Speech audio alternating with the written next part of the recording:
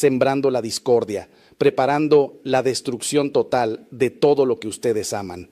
Y esa cruz que está en la pared, esa cruz que podría ser su salvación, está ahí impotente, no porque no tenga poder, sino porque ustedes no le han dado permiso para actuar, porque el poder de la cruz solo se activa con la fe. Y ustedes, hermanos, ustedes que me escuchan ahora mismo, ¿cuándo fue la última vez que miraron esa cruz? ¿Cuándo fue la última vez que se arrodillaron ante ella? ¿Cuándo fue la última vez que le hablaron a Cristo crucificado y le dijeron, Señor, necesito que reines en esta casa, que salves a esta familia, que expulses todo lo que no viene de ti? Yo he visto cosas en mis 50 años de sacerdocio que les helarían la sangre. He visto familias literalmente poseídas por espíritus inmundos mientras la cruz los miraba desde la pared sin poder hacer nada porque nadie la invocaba. He visto matrimonios destruirse en adulterios, en pornografía, en violencia doméstica, mientras Cristo crucificado era testigo mudo de toda esa podredumbre. He visto jóvenes cortarse las venas en baños donde había un crucifijo colgado que nadie les enseñó a mirar con fe.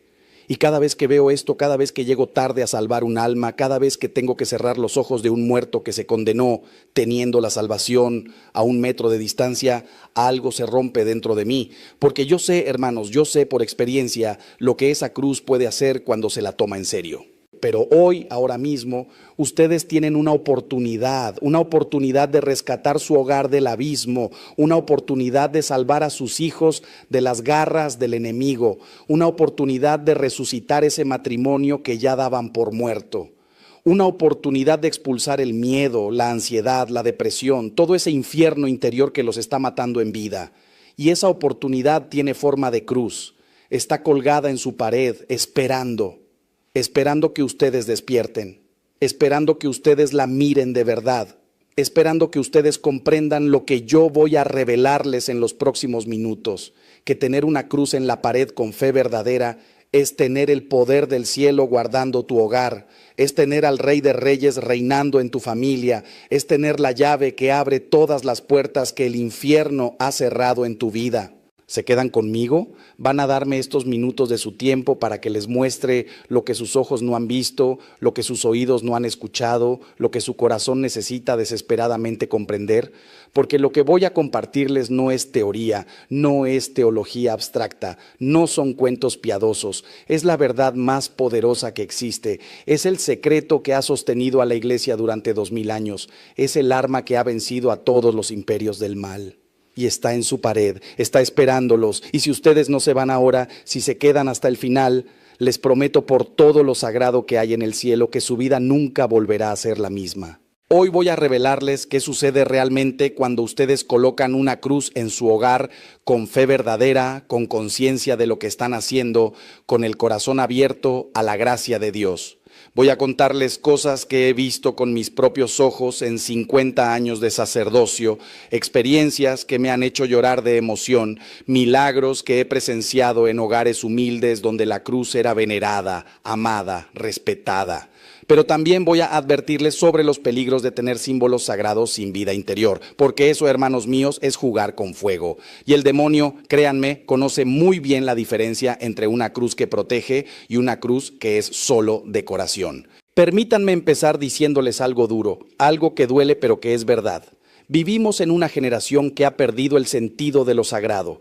Hemos convertido nuestra fe en un sentimentalismo barato, en una religiosidad de ocasión, en un cristianismo de supermercado donde tomamos lo que nos conviene y dejamos el resto. Queremos las bendiciones sin la cruz, el cielo sin el Calvario, la resurrección sin la crucifixión. Y por eso nuestros hogares están vacíos de Dios, aunque estén llenos de imágenes religiosas. Por eso hay cruces en las paredes, pero hay infierno en los corazones. Por eso rezamos el rosario, pero vivimos como paganos. Y Dios, que es misericordioso, pero no tonto, que es paciente, pero no permisivo, nos está llamando a la conversión verdadera.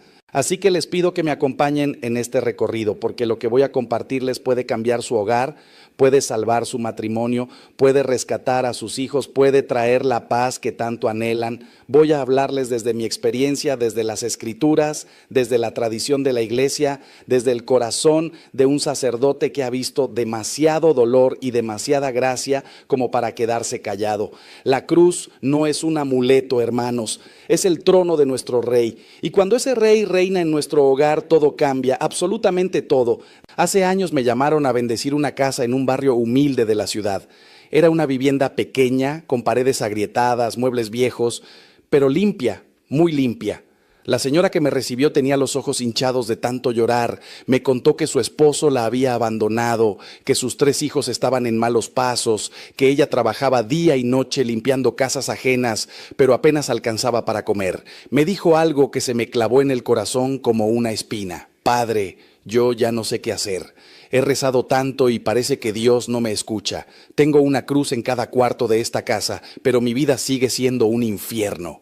Hermanos, esas palabras me partieron el alma, porque esa mujer representaba a millones de católicos que tienen fe pero no tienen formación, que creen pero no conocen, que aman a Dios pero no saben cómo caminar con Él. Entramos juntos a su dormitorio y allí, sobre la cabecera de su cama, había efectivamente una cruz de madera. Le pregunté, ¿cuándo fue la última vez que miró esa cruz y habló con Jesús? Me miró confundida. Le pregunté, ¿alguna vez le ha pedido a Cristo crucificado que le enseñe a cargar su propia cruz? Movió la cabeza negativamente. Le pregunté, ¿ha consagrado esta casa al Sagrado Corazón de Jesús o solo colgó la cruz porque así se hace? Y entonces, hermanos, esa mujer rompió en llanto, porque comprendió lo que tantos de ustedes necesitan comprender hoy. La cruz en la pared sin la cruz en el corazón es un símbolo vacío. Nos arrodillamos juntos frente a esa cruz y le enseñé a rezar de verdad, no con oraciones memorizadas que salen de la boca pero no del corazón. Le enseñé a mirar al crucificado y a decirle, Señor, tú que cargaste la cruz por mí, enséñame a cargar la mía por ti. Tú que sufriste el abandono en el Calvario, acompáñame en mi soledad. Tú que perdonaste a tus verdugos, dame la gracia de perdonar a quien me ha herido. Y créanme, hermanos, algo sucedió en ese momento. No hubo truenos ni relámpagos, no apareció ningún ángel con espada de fuego, pero esa mujer se encontró con Cristo de verdad por primera vez en su vida. Y cuando uno se encuentra con Cristo de verdad, la vida cambia. Pasaron 6 meses. Esa misma señora vino a buscarme a la parroquia. Apenas la reconocí. Traía luz en los ojos, paz en el rostro. Me contó que sus hijos, uno por uno, habían vuelto a casa, que su esposo le había pedido perdón y estaban intentando reconstruir su matrimonio, que había conseguido un trabajo mejor. ¿Milagro? Sí, pero no del tipo que ustedes piensan. El milagro fue que esa cruz dejó de ser un objeto y se convirtió en una presencia. El milagro fue que esa mujer dejó de ver la cruz como una estampita de buena suerte y la empezó a vivir como un encuentro diario con el amor de Dios. El milagro fue la conversión. Y la conversión, hermanos míos, siempre trae consigo la transformación de toda la realidad que nos rodea. Por eso les digo con toda la fuerza de mi corazón, si ustedes tienen una cruz en su casa, pero no tienen intimidad con el crucificado, empiecen hoy, hoy mismo, no mañana, no cuando se sientan más santos, no cuando las cosas mejoren. Ahora, vayan a esa cruz, mírenla con los ojos del alma y díganle a Jesús, Señor, perdóname por haberte tenido como un adorno. Quiero que seas el rey de este hogar, el centro de mi familia, la razón de mi existencia. Y verán, hermanos, verán con sus propios ojos cómo empieza a cambiar todo. Porque donde Cristo reina, el demonio huye. Donde la cruz es venerada, el pecado pierde poder. Donde el crucificado es amado, el amor vence al odio. Ahora bien, hay algo que necesito explicarles con mucha claridad para que no caigamos en supersticiones ni en interpretaciones erróneas de nuestra fe. La cruz no es un amuleto mágico, no funciona como esos objetos de las religiones paganas o de la nueva era que prometen protección automática solo por estar presentes. La cruz es un sacramental. Y los sacramentales, nos enseña la Iglesia, actúan en la medida de nuestra fe y nuestra disposición interior. Es decir, la eficacia de la cruz en nuestro hogar depende de la calidad de nuestra relación con Cristo. Si vivimos en pecado mortal, si tenemos odios guardados, si practicamos la injusticia, si somos hipócritas que rezamos el domingo pero vivimos como paganos de lunes a sábado, la cruz no nos va a proteger mágicamente. San Pablo nos dice en su carta a los Gálatas: en cuanto a mí, Dios me libre de gloriarme si no es en la cruz de nuestro Señor Jesucristo. Fíjense bien en estas palabras. Pablo no dice que se gloría en tener una cruz colgada en su tienda de campaña. Se gloría en la cruz como evento salvífico, como misterio de amor, como entrega total de Cristo por nosotros. La cruz es el resumen de toda la fe cristiana. En ella vemos el amor de Dios llevado hasta el extremo, la obediencia del Hijo hasta la muerte, la redención de toda la humanidad. Por eso, cuando nosotros colocamos una cruz en nuestro hogar con verdadera fe, estamos diciendo: en esta casa creemos que Jesucristo murió y resucitó por nosotros. En esta casa nos acogemos a su sacrificio redentor. En esta casa queremos vivir según el Evangelio. Pero vean ustedes la diferencia. Hay personas que tienen la cruz como tienen una herradura para la buena suerte o un trébol de 4 hojas. Piensan: esto me va a proteger del mal de ojo, de las energías negativas, de la mala suerte. Hermanos, eso no es fe católica, eso es superstición. Y la superstición es ofensiva para Dios porque reduce su poder infinito a una fórmula mágica, como si Dios fuera un genio de la lámpara que cumple deseos. Dios no es un sirviente de nuestros caprichos. Dios es nuestro Padre amoroso que quiere nuestro bien verdadero, no nuestros antojos. Y nuestro bien verdadero pasa siempre por la cruz, por el camino estrecho del Evangelio, por la conversión y la santidad. Entonces, ¿qué significa tener una cruz en la pared con verdadera fe? Significa reconocer que sin Cristo no somos nada, que sin su gracia estamos perdidos, que necesitamos su salvación cada día. Significa recordar constantemente que Él nos amó primero, que Él dio su vida por nosotros cuando éramos pecadores, que Él nos llama a seguirle cargando nuestra propia cruz. La cruz en la pared es un recordatorio visual de nuestra identidad cristiana. Es como una bandera que dice: esta es una casa cristiana, aquí se vive según Cristo, aquí el Señor es el dueño. Y créanme, hermanos, el demonio entiende perfectamente ese mensaje, por eso tiembla cuando ve una cruz verdaderamente venerada. He conocido casos de posesión diabólica en mi ministerio. No muchos, gracias a Dios, porque las posesiones reales son raras, pero los he conocido. Y en todos esos casos, sin excepción, el demonio manifestaba un odio visceral hacia la cruz. No podía siquiera mirarla, gritaba, blasfemaba, se retorcía cuando se le mostraba el crucifijo. ¿Por qué? Porque la cruz es su derrota.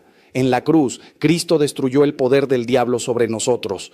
En la cruz, el príncipe de este mundo fue expulsado. En la cruz, la muerte fue vencida y nosotros fuimos liberados. Por eso, hermanos, una cruz puesta con fe en un hogar es como una fortaleza espiritual. El enemigo puede rondar, puede atacar, pero no puede entrar donde Cristo reina. Ahora déjenme llevarlos más profundo. Quiero que entiendan qué sucede exactamente en términos espirituales cuando ustedes colocan una cruz bendecida en su hogar y la veneran con fe auténtica. Primero, están proclamando públicamente su fe. En un mundo que niega a Dios, que se burla de la religión, que persigue a los cristianos, ustedes están diciendo: yo creo en Jesucristo crucificado. Eso requiere valor, hermanos, especialmente hoy, cuando es más fácil ser tibio, cuando es más cómodo esconder la fe, cuando parece más inteligente ser políticamente correcto que ser fiel a Cristo. Pero recuerden las palabras del Señor: el que se avergüence de mí ante los hombres, yo me avergonzaré de él ante mi Padre que está en los cielos. Segundo, están consagrando ese espacio a Dios. Consagrar significa apartar algo para uso sagrado, dedicarlo exclusivamente a Dios. Cuando ustedes ponen una cruz en su dormitorio y dicen: no, Señor, este lugar te pertenece, están invitando a Cristo a ser el guardián de su intimidad, de su descanso, de su vida matrimonial. Y créanme, eso cambia las cosas. He visto matrimonios al borde del divorcio que se reconciliaron cuando aprendieron a orar juntos ante la cruz antes de dormir.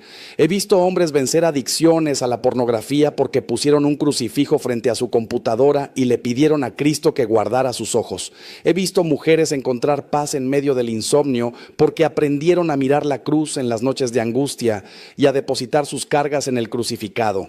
Tercero, están creando un punto de encuentro con Dios. La cruz se convierte en ese lugar de la casa donde ustedes van a rezar, a reflexionar, a encontrarse con el Señor.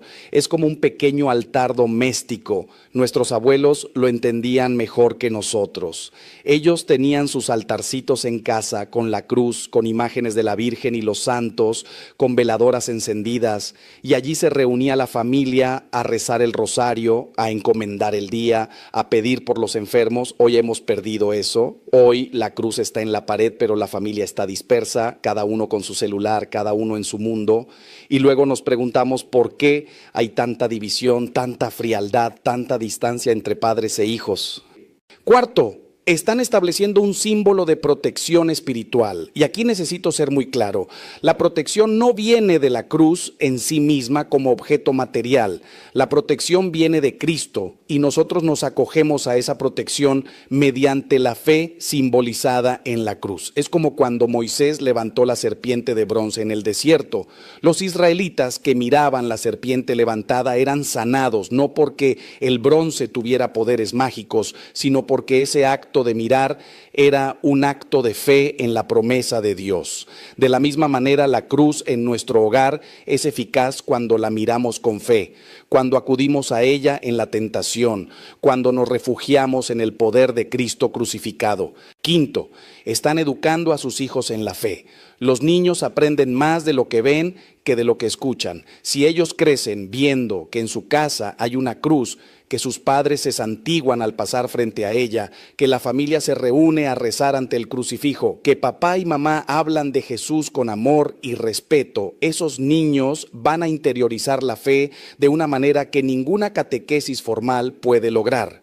Pero si la cruz está ahí solo como decoración, si nadie la mira, si no se reza ante ella, entonces les estamos enseñando a nuestros hijos que la religión es pura formalidad, puro folclore, y no nos extrañemos cuando de adolescentes la abandonen por completo.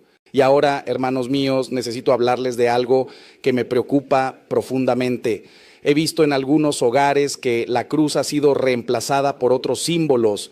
Hay casas donde ya no hay crucifijos, pero sí hay dream catchers, budas, pirámides de cuarzo, mandalas, esas cosas de la nueva era que prometen armonía y energía positiva. Hay católicos que van a misa los domingos, pero tienen altares sincretistas en sus casas, mezclando la fe cristiana con prácticas esotéricas, con supersticiones, con idolatrías disfrazadas de espiritualidad alternativa. Y esto, hermanos, es gravísimo, porque no se puede servir a dos señores. No se puede tener a Cristo en la pared y al demonio en el corazón. El primer mandamiento es clarísimo: no tendrás otros dioses delante de mí. No dice que puedes tener a Dios y además un poquito de esto y un poquito de aquello. Dice que Dios debe ser el único, el primero, el absoluto en nuestra vida. Y cuando nosotros colocamos una cruz en nuestro hogar, estamos declarando que Jesucristo es nuestro único Salvador, nuestro único Señor, nuestro único camino a la verdad y a la vida. No hay salvación en otro nombre, no hay poder en ningún otro símbolo. Solo en la cruz de Cristo hay redención, solo en su sangre hay purificación, solo en su resurrección hay esperanza de vida eterna. Por eso, si ustedes tienen en su casa objetos de origen dudoso, cosas relacionadas con el ocultismo, con la santería, con la brujería, con la nueva era, les suplico que las saquen hoy mismo. No las regalen, no las vendan, quémenlas o destrúyanlas, porque esas cosas son puertas abiertas al enemigo, son como invitaciones al demonio para que entre en sus hogares. Y luego nos quejamos de que hay peleas constantes, enfermedades raras, pesadillas, opresiones espirituales. Hermanos, si dejamos la puerta abierta, no nos sorprendamos cuando entran los ladrones. Si invitamos al enemigo con nuestras prácticas sincretistas, no nos extrañemos cuando destruye nuestra paz. Recuerdo el caso de una familia que vino a consultarme porque su hijo pequeño tenía terrores nocturnos terribles. El niño despertaba gritando, decía que veía sombras en su cuarto, no podía dormir solo. Los padres lo habían llevado a psicólogos, a pediatras, le habían hecho estudios y todo salía normal. Cuando visité su casa para bendecirla, encontré en el cuarto del niño un Dreamcatcher que le habían regalado, supuestamente para protegerlo de las pesadillas. Les expliqué que esos objetos no son inocuos, que tienen un origen en prácticas espirituales ajenas a nuestra fe. Lo retiramos, consagramos el cuarto al Sagrado Corazón, pusimos una cruz bendecida sobre la cuna del niño y les enseñé a los padres a rezarle todas las noches. ¿Saben qué pasó? Los terrores nocturnos cesaron completamente, hermanos, porque donde Cristo reina, el miedo huye. Ahora ustedes podrán decirme, pero padre, eso es casualidad, el niño simplemente creció y se le pasó. Y yo les respondo, llevo 50 años en el ministerio sacerdotal, he visto demasiadas casualidades de este tipo como para creer que son coincidencias. He visto adictos que llevaban 20 años esclavizados a las drogas liberarse completamente cuando consagraron su vida al crucificado. He visto mujeres maltratadas encontrar la fuerza para salir de relaciones abusivas cuando aprendieron a orar ante la cruz. He visto hogares al borde del colapso económico experimentar milagros de provisión cuando pusieron su confianza en la divina providencia y no en amuletos o supersticiones. No, hermanos, no son casualidades, es el poder de Dios actuando en la vida de quienes le abren la puerta con fe genuina. Escúchenme bien, porque esto que voy a decirles ahora es crucial para que ustedes comprendan la dimensión real de lo que estamos hablando. Vivimos en medio de una guerra espiritual. No es una metáfora, no es una exageración piadosa, es una realidad que San Pablo describe en su carta a los Efesios. Nuestra lucha no es contra la carne y la sangre, sino contra los principados, contra las potestades, contra los dominadores de este mundo tenebroso, contra los espíritus del mal que están en las alturas. Esta guerra es real, hermanos. El demonio existe, aunque la cultura moderna lo niegue. El infierno es real, aunque los predicadores tibios no quieran hablar de él. Y cada uno de nosotros está en el campo de batalla, queramos o no. Y en esta guerra espiritual, la cruz es nuestra arma más poderosa. Por eso el demonio odia tanto la cruz. Por eso las sociedades secretas que sirven al maligno profanan cruces y crucifijos. Por eso los satanistas hacen sus rituales invirtiendo la cruz, porque saben que la cruz es el símbolo de su derrota. Cuando Jesús murió en la cruz, pronunció esas palabras triunfales: todo está cumplido, y con esas palabras selló la victoria sobre el pecado, la muerte y el demonio. La cruz no es un signo de derrota, hermanos. La cruz es el estandarte de la victoria de Cristo, y nosotros, al tenerla en nuestros hogares, estamos plantando esa bandera victoriosa en nuestro territorio. Pero para que esta arma sea efectiva, necesitamos aprender a usarla. Y se usa con la oración, con la vida sacramental, con la coherencia entre lo que creemos y lo que vivimos. He visto personas que tienen cruces por todas partes, pero viven en pecado mortal. Adulterios, robos, injusticias, odios, venganzas. Y luego se quejan de que Dios no los escucha, de que no tienen paz, de que sus vidas son un desastre. Pero hermanos, ¿cómo va a protegerlos la cruz si ustedes están del lado del enemigo de la cruz? ¿Cómo va a actuar el poder de Cristo en sus vidas si ustedes le dan la espalda cada día con sus pecados? Sería como pretender que un paraguas nos proteja de la lluvia si nosotros mismos lo tiramos al suelo. La cruz en la pared debe ir acompañada de la cruz en la vida. Y la cruz en la vida significa decir no al pecado, sí a la voluntad de Dios. Significa perdonar cuando nos ofenden, amar cuando nos odian, bendecir cuando nos maldicen. Significa ser fieles en el matrimonio aunque haya tentaciones. Significa ser honestos en los negocios aunque todos sean corruptos. Significa educar a los hijos en la fe aunque la cultura los arrastre hacia el relativismo. Significa ir a misa todos los domingos aunque estemos cansados. Significa confesarnos regularmente aunque nos dé vergüenza. Significa vivir como Cristo vivió, amar como Cristo amó, entregarnos como Cristo se entregó. Y cuando ustedes vivan así, hermanos, cuando la cruz en la pared sea reflejo de la cruz que cargan en sus vidas, entonces sí, entonces verán milagros, verán cómo el Espíritu Santo transforma sus hogares, cómo la paz de Dios que sobrepasa todo entendimiento llena sus corazones, cómo las tentaciones pierden fuerza, cómo las divisiones se sanan, cómo el amor crece. Porque Dios no se deja ganar en generosidad. Cuando nosotros le damos todo, Él nos da infinitamente más. Cuando nosotros tomamos nuestra cruz y lo seguimos, Él nos lleva en brazos en los momentos más difíciles. Cuando nosotros morimos a nosotros mismos, Él nos resucita a una vida nueva, plena, abundante.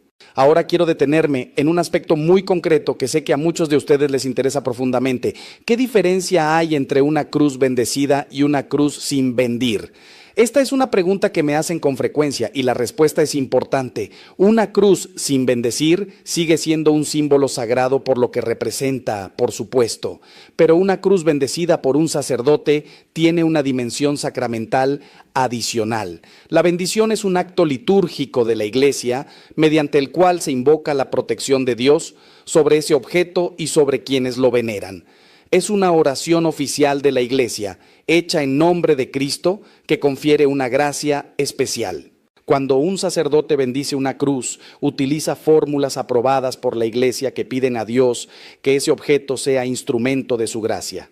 Se pide que quienes miren esa cruz con fe reciban fortaleza en las tentaciones, consuelo en las tribulaciones, protección contra los enemigos espirituales.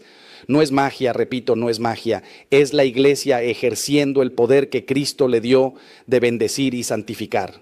Y esas bendiciones son eficaces, hermanos, no porque el sacerdote tenga poderes especiales en sí mismo, sino porque actúa en nombre de Cristo y de su Iglesia. Es Cristo mismo quien bendice a través del ministerio sacerdotal. Por eso yo siempre recomiendo que las cruces que tengan en sus hogares sean bendecidas. Si tienen cruces que nunca han sido bendecidas, tráiganlas a la parroquia, pidan al sacerdote que las bendiga. Es un acto sencillo, rápido, pero significativo. Y cuando esa cruz vuelva a su hogar, colóquenla con reverencia, con fe, con amor. No la pongan en cualquier parte, como si fuera un cuadro más. Busquen un lugar digno, visible, donde la familia pueda reunirse a rezar ante ella. El dormitorio principal es un lugar excelente, porque es el corazón del hogar matrimonial. La sala también, porque es donde se reúne la familia. La entrada de la casa, para que bendiga a todos los que entran y salen. Y cuando la coloquen, hagan una pequeña ceremonia familiar. Reúnan a todos, explíquenles a los niños qué significa esa cruz, recen juntos, consagren el hogar al Sagrado Corazón de Jesús. Pueden usar esta oración que yo mismo he compuesto y que he enseñado a cientos de familias. Señor Jesucristo, Rey del universo, te entronizamos hoy en nuestro hogar como dueño y Señor de esta familia.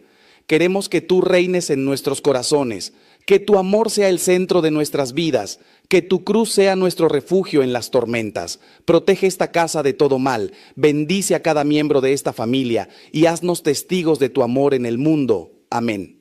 Sencillo, directo, pero poderoso cuando se reza con fe. Y después de esa consagración inicial, mantengan viva la devoción a la cruz. No dejen que se convierta en un objeto más del mobiliario. Cada mañana, al levantarse, santíguense ante la cruz y pidan la bendición de Dios para el día.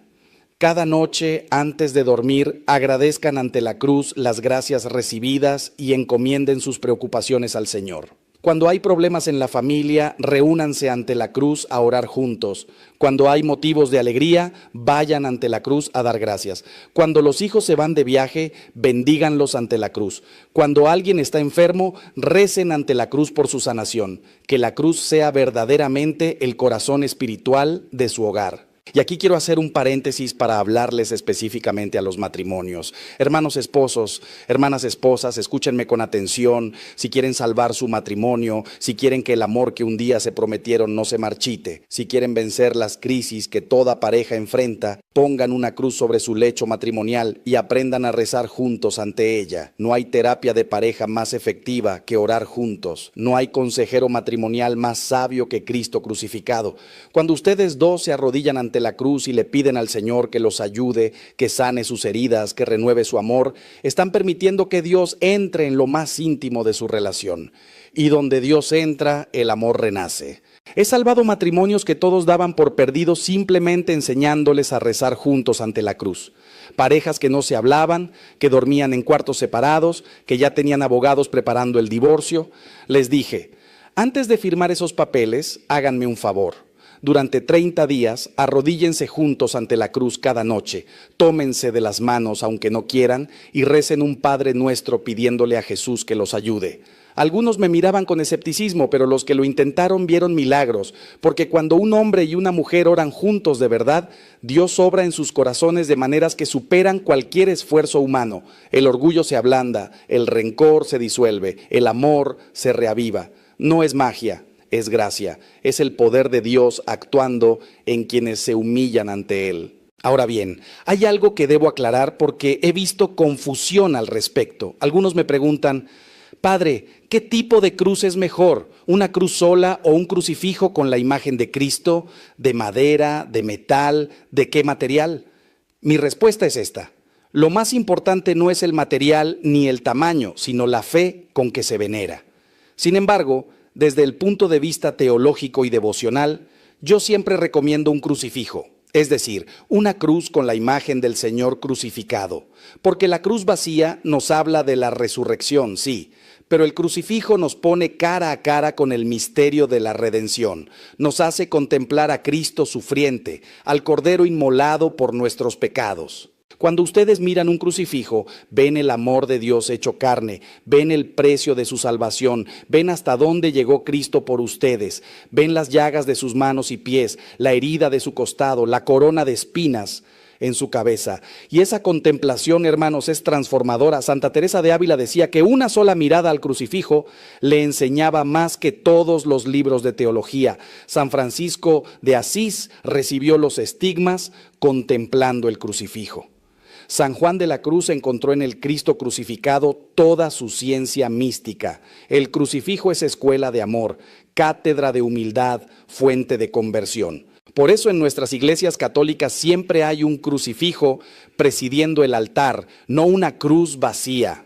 Porque nosotros adoramos a Cristo crucificado y resucitado. No podemos separar el Viernes Santo del Domingo de Resurrección. Necesitamos ambos misterios. Y el crucifijo nos presenta ambos, la muerte redentora y la promesa de la resurrección. Cuando miro el crucifijo, veo a mi Salvador que murió por mí, pero también sé que ese que está ahí clavado al madero resucitó al tercer día y vive para siempre. El crucifijo es, pues, símbolo completo de nuestra fe. En cuanto al material, cada uno según sus posibilidades. He visto crucifijos de oro en casas ricas y crucifijos de madera tosca en chozas pobres. Y les aseguro que Dios no hace distinción. Lo que importa es el corazón. Pero sí les recomiendo que el crucifijo sea digno, que esté bien hecho, que la imagen de Cristo sea respetuosa y bella. No se trata de estética por estética, sino de que el objeto sagrado inspire devoción. Un crucifijo roto, sucio, mal colocado, no inspira reverencia. Cuiden sus objetos sagrados como cuidan lo que más aman, límpielos con regularidad, repárenlos si se dañan, colóquenlos en lugares dignos. Y aquí va un consejo práctico que les doy desde mi experiencia. Si van a comprar un crucifijo para su hogar, no lo compren en cualquier tienda. Vayan a una librería católica seria, a la tienda de su parroquia, a lugares donde vendan artículos religiosos auténticos. Porque lamentablemente hay en el mercado muchos objetos que se venden como religiosos, pero que están hechos sin ningún respeto, a veces en países donde ni siquiera conocen el cristianismo, fabricados en serie como meros productos comerciales. Busquen calidad, busquen autenticidad. Y una vez que tengan su crucifijo, como ya les dije, llévenlo a bendecir antes de colocarlo en su hogar. Déjenme contarles ahora sobre otra dimensión muy importante de tener la cruz en nuestros hogares, y es el aspecto de la sanación interior. Muchos de ustedes cargan heridas profundas, heridas de la infancia, abusos sufridos, traiciones, abandonos, fracasos que marcaron sus vidas. Cargan culpas, vergüenzas, dolores que parecen no tener cura y a veces sienten que oran y oran pero nada cambia, que van a misa pero siguen igual de rotos por dentro. Hermanos, yo entiendo ese dolor, he acompañado a miles de personas en sus procesos de sanación interior y les puedo decir algo con certeza absoluta. La cruz es el lugar de toda sanación verdadera, porque en la cruz Cristo cargó no solo nuestros pecados, sino también nuestros dolores. Isaías profetizó, Él tomó nuestras enfermedades y cargó con nuestros dolores. Fue traspasado por nuestras rebeldías, triturado por nuestros crímenes. El castigo que nos trae la paz cayó sobre Él, y por sus llagas hemos sido curados. Fíjense bien, por sus llagas, no por nuestros esfuerzos, por su sacrificio, no por nuestra perfección. La sanación viene de la cruz, no de nosotros mismos. Por eso cuando ustedes están quebrados por dentro, cuando el dolor es insoportable, cuando sienten que no pueden más, vayan a la cruz de su hogar, arrodíllense ante ella y depositen todo ese dolor en las llagas de Cristo. Yo les he enseñado a muchas personas este ejercicio espiritual que es tremendamente poderoso. Siéntense frente al crucifijo en un momento de silencio y soledad. Miren esas 5 llagas de Jesús, las de sus manos, las de sus pies, la de su costado. Y mentalmente o en voz alta, si están solos, vayan colocando cada una de sus heridas en esas llagas sagradas. Digan, Señor, en la llaga de tu mano derecha pongo el dolor del abandono de mi padre. En la llaga de tu mano izquierda pongo el abuso que sufrí de niño. En la llaga de tu pie derecho pongo el fracaso de mi matrimonio. En la llaga de tu pie izquierdo pongo la culpa que cargo por ese aborto. En la llaga de tu costado, de donde brotó agua y sangre, pongo toda mi amargura, todo mi resentimiento, todo lo que me impide vivir en paz. No es magia, hermanos, es terapia espiritual profunda. Es permitir que Cristo, el médico divino, toque nuestras heridas con sus propias heridas. Es reconocer que Él sufrió infinitamente más que nosotros y que por lo tanto nos entiende perfectamente. Es creer de verdad que por sus llagas somos sanados. Y cuando ustedes hacen esto con fe, con constancia, día tras día, van a experimentar una sanación que ningún psicólogo puede darles, porque los psicólogos pueden ayudar. Y que conste que yo no estoy contra la psicología, pero solo Cristo puede sanar el alma. Solo Cristo puede perdonar el pecado que está en la raíz de tanto dolor. Solo Cristo puede dar paz verdadera. He visto mujeres que habían sido abusadas sexualmente en su infancia y que cargaban ese trauma por 30, 40 años, encontrar liberación total cuando aprendieron a llevar ese dolor a la cruz. He visto hombres que cargaban culpas terribles por errores del pasado, que no podían perdonarse a sí mismos, encontrar paz cuando comprendieron que Cristo ya pagó por esos pecados en la cruz. He visto personas con depresiones profundas recuperar el gozo de vivir cuando establecieron una relación diaria con el crucificado. No estoy inventando esto, hermanos, lo he visto con mis propios ojos una y otra vez. La cruz sana, Cristo sana, y lo hace de maneras que superan toda comprensión humana. Pero también necesito advertirles sobre algo. La sanación interior no es instantánea en la mayoría de los casos. No esperen que van a orar una vez ante la cruz y todos sus traumas desaparecerán mágicamente. A veces Dios hace milagros instantáneos, sí, pero lo más común es que la sanación sea un proceso.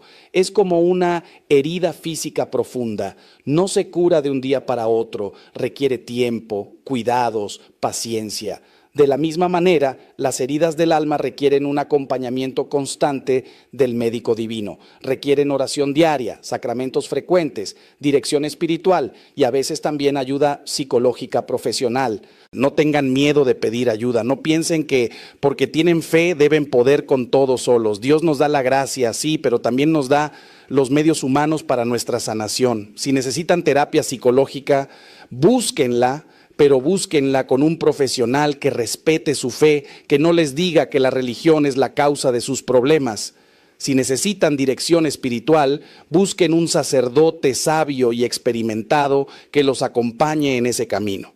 Si necesitan el sacramento de la confesión para sanar culpas, no lo posterguen. Vayan, confiésense, reciban el perdón de Dios y siempre, siempre mantengan esa conversación diaria con Cristo crucificado ante la cruz de su hogar. Ahora quiero hablarles de algo que tal vez sorprenda a algunos de ustedes, pero que es profundamente cierto y está atestiguado por la experiencia de la iglesia a lo largo de los siglos. La cruz tiene poder sobre los demonios. Ya les mencioné antes que en los casos de posesión diabólica, el demonio no soporta la cruz. Pero esto no se limita a las posesiones, que son casos extremos y raros. Hay muchas formas de opresión diabólica que son más comunes: tentaciones persistentes, pensamientos obsesivos de blasfemia o desesperación, sensaciones de presencia maligna, pesadillas recurrentes de contenido demoníaco. Estas cosas no son imaginación, hermanos, son ataques reales del enemigo. Y la cruz es nuestra defensa principal. Cuando sienten una tentación fuerte, miren la cruz y digan: Jesús, sálvame. Cuando tienen pensamientos horribles que los atormentan, besen el crucifijo y digan: por la sangre de Cristo, sal de mí, espíritu inmundo. Cuando tienen miedo en la noche, tracen la señal de la cruz sobre ustedes y sobre sus hijos, invocando la protección del crucificado. Suena sencillo, ¿verdad? Pero es tremendamente poderoso. El demonio no puede resistir el poder de la cruz. Huye despavorido cuando invocamos el nombre de Jesús crucificado con fe. Santa Faustina Kowalska, la apóstol de la Divina Misericordia, relata en su diario que en varias ocasiones fue atacada por demonios que intentaban aterrorizarla. Ella simplemente hacía la señal de la cruz y los demonios desaparecían inmediatamente. El padre Pío de Pietrelcina, que tuvo que lidiar con ataques demoníacos constantes durante toda su vida, dormía abrazado a un crucifijo. San Juan María Vianney, el santo cura de Ars, era atormentado físicamente por el demonio casi todas las noches, pero lo vencía con la oración y la señal de la cruz. Estos santos no eran superhombres, hermanos, eran personas como ustedes y como yo, pero habían aprendido a usar las armas espirituales que Dios nos ha dado. Y la principal de esas armas es la cruz. Por eso les insisto tanto en que tengan la cruz en sus hogares, pero sobre todo que la vivan, que la usen, que acudan a ella. No la tengan ahí solo para que se vea bonita, úsenla. Cuando el marido llega del trabajo estresado y de mal humor, antes de desquitarse con la familia, que vaya un momento ante la cruz y le pida a Cristo paciencia y caridad. Cuando la esposa está agobiada por las responsabilidades y siente que va a explotar, que se detenga ante la cruz y respire la paz de Cristo. Cuando los hijos tienen miedo o están tentados a hacer algo malo, que miren la cruz y pidan ayuda al Señor. Así, poco a poco, la cruz se convierte en el ancla de la familia, en el refugio seguro, en la fuente de fortaleza. Y ahora permítanme hablar de algo muy específico que he comprobado en mi ministerio de exorcismo y liberación. Cuando un hogar está consagrado al Sagrado Corazón de Jesús y tiene una cruz bendecida prominentemente colocada, los demonios tienen muchísima dificultad para operar ahí. No estoy diciendo que sea imposible, porque mientras tengamos libre albedrío, podemos abrir puertas al mal con nuestros pecados. Pero sí estoy diciendo que la protección es real y tangible. He entrado a casas donde se respiraba un ambiente pesado, opresivo, donde claramente había presencia maligna, y al consagrar la casa y colocar cruces bendecidas en los lugares estratégicos, toda esa opresión se disipaba. El problema es que muchas personas no saben cómo consagrar su hogar adecuadamente. Piensan que con rociar un poco de agua bendita ya está. No, hermanos, la consagración del hogar es algo serio que debe hacerse con preparación. Idealmente se hace con un sacerdote presente, pero si eso no es posible, ustedes mismos pueden hacerlo. Primero, asegúrense de que no haya en la casa objetos de origen ocultista o dudoso. Luego, limpien la casa físicamente, porque lo exterior refleja lo interior. Después, con toda la familia reunida, recen juntos pidiendo perdón por todos los pecados cometidos en esa casa. Luego, con agua bendita, vayan por cada cuarto trazando la señal de la cruz y diciendo: que esta casa sea bendecida en el nombre del Padre, del Hijo y del Espíritu Santo. Que todo espíritu maligno sea expulsado por el poder de la cruz de Cristo. Después de recorrer toda la casa, reúnanse ante la cruz principal y hagan la consagración formal al Sagrado Corazón. Pueden usar la oración oficial que la Iglesia ha aprobado para la entronización del Sagrado Corazón en los hogares. Si no la conocen, búsquenla, imprímanla y ténganla siempre a mano. Esa consagración debe renovarse todos los años, idealmente en la fiesta del Sagrado Corazón de Jesús. Y créanme, hermanos, cuando ustedes hagan esto con fe, con seriedad, con devoción, van a notar un cambio en el ambiente espiritual de su hogar. Habrá más paz, más armonía, más presencia de Dios. Aquí quiero hacer una pausa y preguntarles algo directamente. ¿Cuántos de ustedes que me están escuchando ahora mismo tienen una cruz en su casa, pero hace meses, tal vez años, que no la miran realmente? ¿Cuántos tienen la cruz ahí, pero su vida está llena de pecado, de división, de alejamiento de Dios? Hermanos, si ese es su caso, hoy es el día de la conversión. Hoy es el día de volver a casa, de reconciliarse con el Padre, de abrazar de nuevo la cruz que un día prometieron cargar cuando se bautizaron. No dejen para mañana lo que puede cambiar su vida hoy, porque el demonio siempre nos dice, mañana, mañana, cuando estés mejor preparado, cuando seas más santo, y ese mañana nunca llega. Levántense ahora mismo, vayan a la cruz de su hogar y háganle una promesa a Cristo. Díganle, Señor, perdóname por haberte tenido como un adorno. Desde hoy esta cruz va a ser el centro de mi hogar y de mi vida. Voy a rezar ante ti cada día. Voy a enseñar a mis hijos a amarte. Voy a vivir de acuerdo al Evangelio. Voy a tomar mi cruz y seguirte. Y cuando hagan esa promesa, hermanos, cúmplanla. Porque Dios toma en serio nuestras promesas. Y cuando nosotros nos comprometemos con Él, Él se compromete con nosotros de una manera que supera infinitamente nuestros esfuerzos. Y si hay alguien escuchándome que no tiene ninguna cruz en su casa, por favor, consigan una hoy mismo. No importa si es grande o pequeña, cara o barata, lo que importa es que sea un crucifijo bendecido y que lo coloquen con fe. Y si no pueden salir a comprarlo ahora, por lo menos hagan esto. Tomen 2 palitos de madera, átenlos en forma de cruz y pónganlo en algún lugar visible mientras consiguen un crucifijo apropiado. Porque lo que importa no es tanto el objeto material como la intención del corazón. Dios mira el corazón, no la apariencia externa. Ahora quiero llevarlos a una reflexión más profunda sobre el misterio de la cruz, porque la cruz de Cristo no es simplemente un instrumento de tortura que se convirtió en símbolo religioso. La cruz es el árbol de la vida. Desde el principio de la creación, Dios colocó en el jardín del Edén 2 árboles simbólicos, el árbol de la vida y el árbol del conocimiento del bien y del mal. Adán y Eva pecaron comiendo del árbol prohibido, y así entró la muerte en el mundo. Pero Dios, en su infinita sabiduría, preparó desde toda la eternidad otro árbol que sería la solución, el árbol de la cruz, donde el nuevo Adán, Cristo, revertiría la desobediencia del primer Adán con su obediencia hasta la muerte. Por eso los padres de la iglesia desde los primeros siglos llamaban a la cruz el árbol de la vida. En ese madero maldito, que era instrumento de muerte vergonzosa, Cristo convirtió la maldición en bendición, la muerte en vida, la derrota en victoria. Y ahora cada vez que nosotros veneramos la cruz, estamos accediendo a ese árbol de la vida. Estamos bebiendo de la fuente que brotó del costado abierto de Cristo. Estamos comiendo del fruto de la redención. La cruz, hermanos, es el árbol que da el fruto de la vida eterna.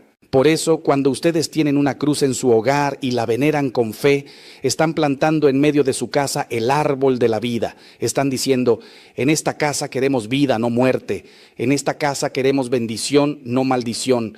En esta casa queremos obedecer a Dios, no al diablo. Y ese árbol dará frutos en su tiempo, dará frutos de conversión, de santidad, de paz, de amor. Pero como todo árbol necesita cuidados, necesita el agua de la oración, el abono de los sacramentos, la luz del sol de la gracia divina. No lo descuiden, no dejen que se seque por falta de atención. Y aquí quiero recordarles algo hermoso que dice la liturgia de la iglesia el Viernes Santo, cuando veneramos la cruz. El sacerdote canta o proclama 3 veces, mirad el árbol de la cruz donde estuvo clavada la salvación del mundo. Y toda la asamblea responde, venid a adorarlo.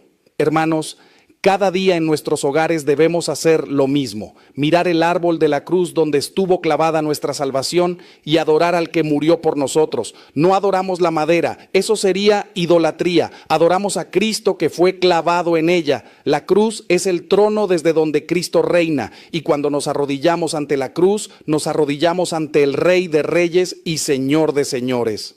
Esta es la fe de la iglesia desde hace 2000 años. Esta es la fe que construyó catedrales majestuosas con la cruz en lo más alto.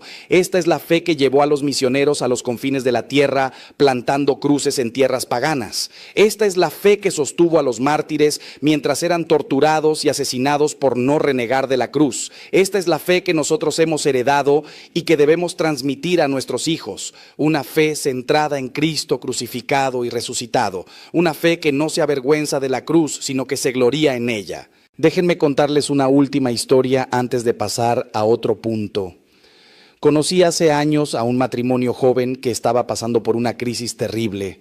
Él había perdido su trabajo, ella estaba embarazada del tercer hijo, no tenían dinero para pagar la renta y encima el niño mayor había sido diagnosticado con una enfermedad grave.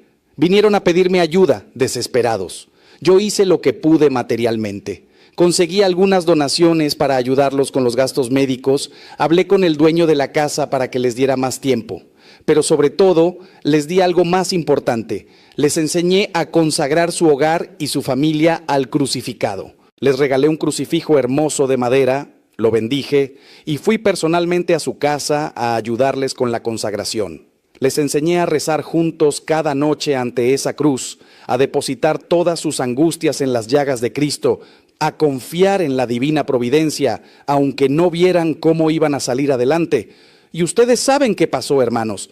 El niño se sanó milagrosamente en un tiempo récord que dejó atónitos a los médicos. El esposo consiguió un trabajo mejor que el que había perdido. Y cuando nació el tercer hijo, resultó ser una niña preciosa y sana.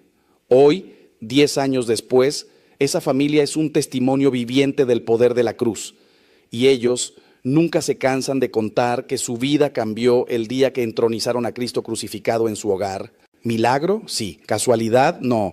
Providencia divina actuando en respuesta a la fe de personas sencillas que confiaron en la cruz. Y esto no es un caso aislado, hermanos. Es el patrón que he visto repetirse cientos de veces en mi ministerio. Dios responde a la fe. Dios honra a quienes le honran. Dios bendice a quienes le dan el primer lugar en sus vidas y en sus hogares. No es un negocio, no es un intercambio comercial donde nosotros damos algo para que Dios nos dé lo que queremos. Es una relación de amor donde nosotros nos entregamos a Él y Él se entrega a nosotros, pero infinitamente más. Ahora bien, también necesito hablarles de las cruces que nosotros debemos cargar en nuestra vida, porque tener una cruz en la pared implica el compromiso de cargar nuestra propia cruz cada día.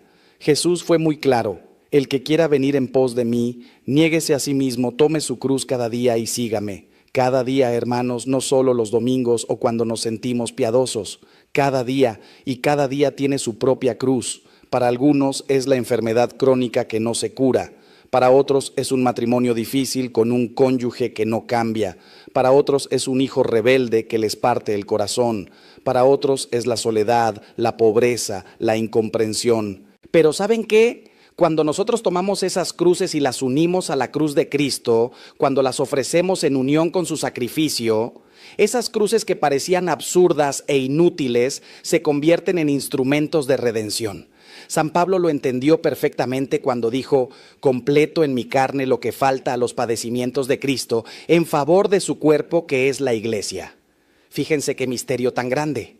Nuestros sufrimientos, unidos a los de Cristo, tienen valor redentor. Pueden salvar almas, pueden obtener gracias, pueden cambiar situaciones. Por eso no debemos huir de la cruz, sino abrazarla con amor. Cuando ustedes miran el crucifijo de su casa y ven a Cristo sufriendo, no se queden solo en la contemplación pasiva. Díganle: Señor, yo también tengo mi cruz. Me duele, es pesada, a veces pienso que no puedo con ella, pero porque tú cargaste la tuya por mí, yo quiero cargar la mía por ti. Ayúdame, dame fuerzas, que mi sufrimiento no sea inútil, que sirva para salvar almas, que tenga sentido en tu plan de salvación. Y cuando oren así, hermanos, algo cambia en su percepción del sufrimiento. Ya no es solo dolor sin sentido, es amor, es participación en la obra redentora de Cristo, es semilla de vida eterna. Yo he visto a madres con hijos drogadictos ofrecer sus lágrimas ante la cruz por la conversión de esos hijos y los hijos se han convertido. He visto a enfermos terminales ofrecer sus dolores por la salvación de pecadores y morir en paz con una sonrisa en los labios. He visto a personas soportar injusticias terribles sin amargarse, porque cada día depositaban esa cruz ante el crucificado y le pedían que la usara para bien. Esto no es masoquismo, hermanos, no es buscar el sufrimiento por el sufrimiento, es darle sentido a un sufrimiento que de todas formas existe, es redimirlo, es hacer que produzca fruto eterno. Y cuando ustedes vivan así, cuando acepten sus cruces cotidianas y las ofrezcan en unión con la cruz de Cristo, van a experimentar una paz que el mundo no puede dar, porque habrán descubierto el secreto de la vida cristiana, que en la cruz está la salvación. En la cruz está la vida, en la cruz está la esperanza, no al margen de la cruz, no evitando la cruz, sino precisamente en ella y a través de ella. Este es el camino paradójico del Evangelio.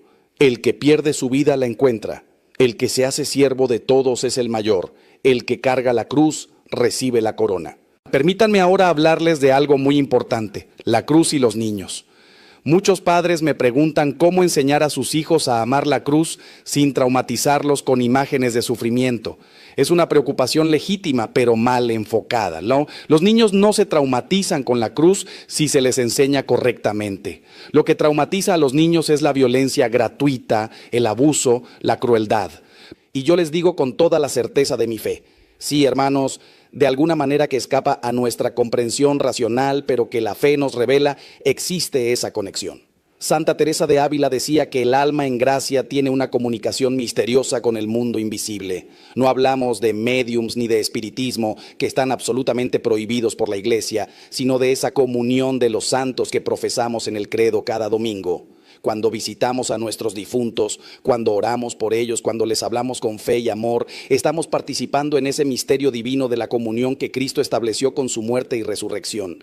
Pero aquí viene lo importante, lo que muchos ignoran y que causa tanto daño espiritual. Así como nuestras buenas palabras, nuestras oraciones y nuestro amor pueden ayudar a un alma en su camino hacia Dios, también nuestras palabras equivocadas pueden convertirse en obstáculos. No porque Dios permita que suframos daño eterno por las palabras de otros, sino porque esas palabras revelan una falta de comprensión sobre lo que realmente necesita un alma que ha dejado este mundo. Imagínense a alguien que está escalando una montaña difícil y nosotros, en lugar de animarle a seguir subiendo hacia la cumbre, le gritamos que se detenga, que baje, que vuelva atrás. Eso es lo que hacemos cuando pronunciamos ciertas frases ante nuestros difuntos. Los confundimos, los atamos a la tierra cuando deberían estar volando hacia el cielo, los anclamos en el dolor cuando deberían estar navegando hacia la luz. He pasado más de 40 años escuchando confesiones, acompañando a familias en duelos, celebrando funerales, y les puedo decir con certeza que hay un patrón de errores que se repite generación tras generación. Son frases que suenan bonitas, que parecen nacidas del amor, pero que en realidad están envenenadas por una comprensión equivocada de la muerte, de la vida eterna y del verdadero amor. Por eso hoy vamos a desmenuzar con paciencia y profundidad cada una de esas cosas que jamás debemos decir. Y lo haremos no para juzgar a nadie, porque yo sé que quien las pronuncia lo hace con el corazón destrozado, sino para educar, para iluminar, para que el verdadero amor triunfe sobre la ignorancia y el dolor se transforme en esperanza. La primera cosa que jamás debemos decir a un alma fallecida es algo que escucho constantemente en los cementerios, en los velatorios, en las misas de difuntos. No te vayas, quédate conmigo, no me dejes solo. Hermanos, entiendo el dolor desgarrador que produce la pérdida de un ser amado. Yo mismo he perdido a mi madre, a mi padre, a hermanos sacerdotes que eran como mi familia. Conozco esa sensación de vacío que te aprieta el pecho y te hace sentir que el mundo se ha vuelto gris. Pero precisamente porque conozco ese dolor, debo decirles con toda claridad, cuando le pedimos a un difunto que no se vaya, cuando le rogamos que se quede con nosotros, estamos cometiendo un acto de egoísmo espiritual que puede ser tremendamente dañino para esa alma. Déjenme explicarles por qué. Cuando una persona muere en gracia de Dios, su alma emprende un camino hacia la plenitud eterna. Si murió en amistad con el Señor, pero con imperfecciones, con pequeñas manchas que necesitan purificación, va al purgatorio, ese estado misericordioso que Dios ha preparado para limpiarnos completamente antes de entrar al cielo. El Catecismo de la Iglesia Católica nos enseña claramente que el purgatorio no es un castigo vengativo, sino un acto de amor divino que nos prepara para estar ante la presencia de Dios. Ahora bien, esa alma necesita toda su energía espiritual, por así decirlo, para completar su purificación, para avanzar en su camino hacia la luz eterna. Cuando nosotros desde la tierra le suplicamos que se quede, que no se vaya, que permanezca atada a este mundo, estamos creando un conflicto emocional que puede retrasar su proceso de purificación. Santa Catalina de Génova, que recibió revelaciones profundas sobre el purgatorio, explicaba que las almas en ese estado tienen un deseo ardiente, casi violento, de llegar a Dios. Es como si estuvieran muriendo de sed en el desierto y vieran el oasis a lo lejos. Nada puede detenerlas, nada quieren más que llegar a esa agua viva que es Cristo. Pero cuando los seres queridos en la tierra las llaman constantemente, cuando las atan con peticiones egoístas de permanencia, estas almas experimentan un conflicto terrible entre el amor natural que sienten por quienes dejaron atrás y el amor sobrenatural que las impulsa hacia Dios. No es que puedan elegir quedarse, porque Dios es quien determina el camino de cada alma, pero sí experimentan una perturbación que les causa sufrimiento adicional. Recuerdo el caso de una señora que vino a verme hace años, completamente desesperada. Su esposo había muerto hacía 3 años y ella cada noche se arrodillaba ante su foto y le rogaba entre lágrimas que volviera, que no la dejara, que permaneciera a su lado. Me contó que tenía pesadillas constantes donde veía a su esposo con una expresión de angustia, como queriendo decirle algo pero sin poder hacerlo. Cuando le expliqué lo que les estoy explicando ahora, cuando le hice entender que su amor debía transformarse en oración por el descanso eterno de su esposo, algo cambió. Dejó de pedirle que se quedara y comenzó a rezar para que encontrara la paz definitiva en Dios. ¿Saben qué pasó? Las pesadillas cesaron y ella encontró una paz que no había experimentado en 3 años. Eso es el verdadero amor. Querer el bien eterno del otro, no la satisfacción de nuestra necesidad temporal. El amor verdadero, hermanos, no es posesivo, sino liberador. Cristo nos enseñó esto cuando dijo: si me amarais, os alegraríais de que vaya al Padre. Jesús mismo nos está diciendo que el amor auténtico se alegra cuando el ser amado va hacia su plenitud, hacia su destino final feliz. Aplicado a nuestros difuntos, esto significa que si realmente amamos a quien ha partido, debemos alegrarnos de que esté en camino hacia la presencia de Dios, aunque eso signifique que ya no está físicamente con nosotros. Debemos orar para que su camino sea rápido y su purificación completa, no para que permanezca atado a esta tierra de lágrimas. Cuando comprendemos esto, nuestro dolor no desaparece, pero se transforma en algo más noble, más santo, más conforme al plan de Dios para cada uno de nosotros. La segunda cosa que jamás debemos decir a nuestros difuntos, y esto va a sorprender a muchos, es: estás en un lugar mejor o ya estás en el cielo con Dios. Sé que esto suena contradictorio con lo que acabo de decir, pero déjenme explicarles la razón teológica profunda detrás de esta advertencia. Cuando afirmamos con total certeza que alguien está en el cielo, estamos haciendo un juicio que solo corresponde a Dios. La Iglesia, en su sabiduría milenaria, solo canoniza santos después de un proceso riguroso que puede durar siglos, precisamente porque reconoce que no podemos conocer con absoluta certeza el estado final de un alma. Solo Dios ve el corazón, solo Dios conoce los recovecos más profundos de la conciencia humana. Muchos me dirán: pero padre, mi madre era una santa, iba a misa todos los días, rezaba el rosario, ayudaba a los pobres, ¿cómo no va a estar en el cielo? Y yo les respondo: confío plenamente en la misericordia de Dios y en que la mayoría de las personas que mueren en aparente estado de gracia están en camino al cielo, pero eso no significa que ya estén allí. La teología católica nos enseña que incluso las almas más santas suelen necesitar alguna purificación en el purgatorio. San Juan de la Cruz explicaba que el alma debe ser purificada incluso de los apegos más sutiles a las criaturas antes de poder entrar en la presencia inmaculada de Dios. Es como si tuvieras que presentarte ante un rey. Por muy bueno que seas, querrías asegurarte de estar completamente limpio, con tus mejores ropas, sin ninguna mancha. El problema de declarar prematuramente que alguien está en el cielo es doble. Primero, dejamos de orar por esa alma. Si ya está en el cielo, pensamos no necesita nuestras oraciones. Y ahí cometemos un error grave, porque si resulta que esa alma todavía está en el purgatorio, nuestras oraciones son exactamente lo que más necesita. Las misas, los rosarios, las obras de caridad ofrecidas por los difuntos tienen un poder inmenso para aliviar su purificación y acelerar su entrada en la gloria eterna. Cuando dejamos de orar, porque asumimos que ya están bien, los privamos de la ayuda más valiosa que podemos ofrecerles. Es como tener un familiar enfermo en el hospital y dejar de visitarlo porque asumimos que ya se curó sin verificarlo. Segundo, y esto es más sutil pero igualmente importante, cuando declaramos que alguien está en el cielo, estamos cayendo en una forma de presunción espiritual que puede afectar nuestra propia salvación. La presunción es uno de los pecados contra el Espíritu Santo que más preocupaban a los santos. Es asumir que la salvación es automática, que no requiere esfuerzo, que todos van al cielo sin importar cómo vivieron. Esta mentalidad es peligrosa porque nos lleva a la tibieza espiritual. Si todos van al cielo de todas formas, ¿para qué esforzarnos por ser santos? ¿Para qué confesarnos? ¿Para qué luchar contra nuestros pecados? La verdadera doctrina católica nos enseña un equilibrio perfecto: confiar en la misericordia de Dios sin caer en la presunción, temer la justicia divina sin caer en la desesperación. He visto casos trágicos de familias que, convencidas de que su ser querido estaba en el cielo, nunca rezaron una sola misa por su alma, nunca ofrecieron un rosario, nunca hicieron una obra de caridad en su nombre. Y años después, cuando alguien les explicaba la importancia de orar por los difuntos, caían en una angustia terrible, pensando en todo el tiempo perdido, en toda la ayuda que podrían haber dado y no dieron.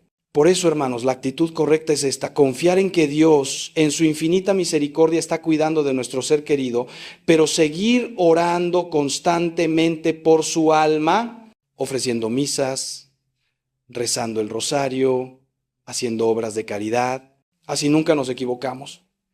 Si el alma ya está en el cielo, nuestras oraciones se aplicarán a otras almas necesitadas. Si todavía está purificándose, le estamos dando exactamente lo que más necesita. La tercera cosa que jamás, absolutamente jamás, debemos decir a un alma fallecida es: te perdono por lo que me hiciste. Esto puede parecer contradictorio porque Cristo nos enseñó a perdonar 70 veces 7 y el perdón es fundamental en la vida cristiana. Pero déjenme explicarles por qué dirigir estas palabras a un difunto puede ser espiritualmente problemático e incluso dañino.